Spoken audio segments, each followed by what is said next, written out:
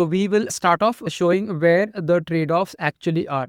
So the first category is setup and onboarding.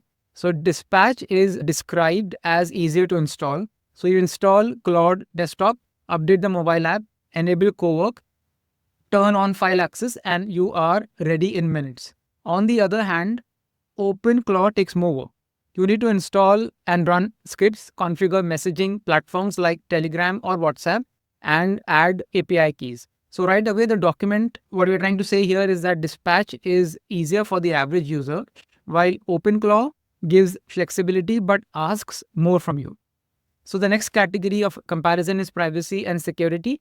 Dispatch commands through Anthropic servers, and this is a strong managed security, but less privacy for raw instruction content. OpenClaw keeps data on your own machine unless you choose to use the cloud large language models. It can even be fully air gapped if you run local models. So this is a major philosophical difference. Then comes automation power. Dispatch is positioned as good for structured step-by-step workflows. It is useful for one-off tasks like asking the system to do something while you are away, say, walking on the park and trying to do something. But it is not event-driven. So it's very important to understand that difference. OpenClaw, on the other hand, can run continuously, and there are examples like server-side alerts, daily reports, and multi-platform responses, which OpenClaw can easily look into.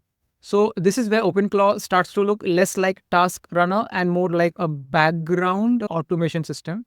Also, we can look at the pricing of both these products. So Dispatch uses a subscription model, which makes cost more predictable.